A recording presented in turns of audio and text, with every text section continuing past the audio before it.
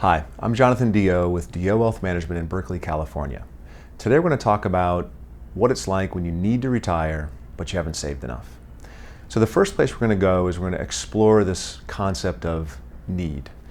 I don't want to dismiss the possibility that sometimes it is really actually a need. I had a friend of mine who was an attorney, he was in a courtroom, and he had a heart attack, and his doctor said, if you go back into the courtroom, you're going to die. So that's a circumstance where he needed to retire. He needed to stop and slow down. But often when I hear, I need to retire and I haven't saved enough, I wonder if it's like, I need to run a marathon and I haven't done any training.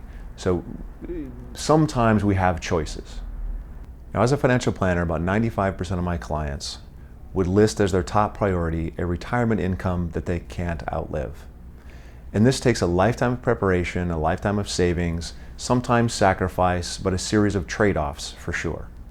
However, if you do find yourself at or near retirement and you haven't saved enough, I do think there are some other options that you can explore. I just am afraid they may not be the options you wish to explore, but let's talk about them.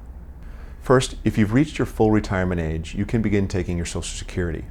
Now, it's possible if you haven't reached your full retirement age to take a lower amount of Social Security, but we don't advise this simply because it reduces your lifetime income from Social Security, which means later in your life you won't have as much income as you might have had you waited.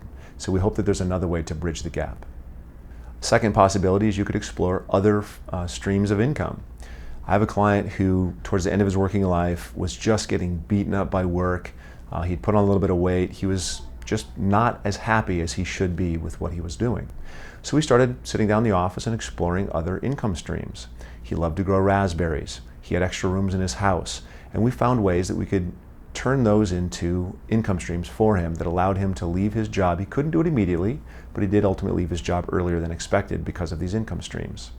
The same gentleman actually went so far as to say that if he could leave his current employment, he would take a job serving coffee or working in a hardware store if it would get him out of there. Ultimately, today, when he comes into the office, he's lost a little bit of weight, he's healthier, he's got a big old smile on his face. There's ways to increase your income without putting up with a difficult situation.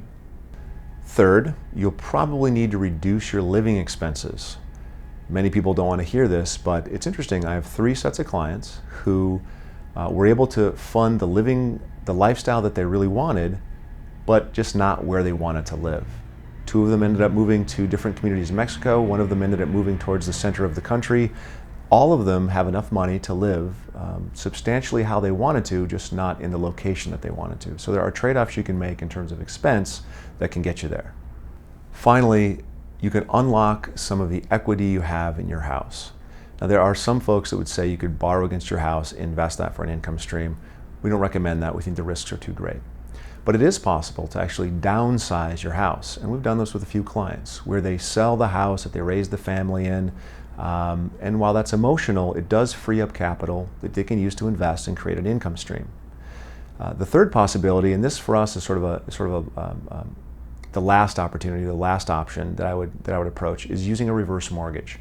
It's possible to stay in the home, borrow money against the house with a reverse mortgage, and then use that money to fund your retirement income. I hope this helps. I'm Jonathan DeYoe with DeYoe Wealth Management in Berkeley, California. Thanks for listening.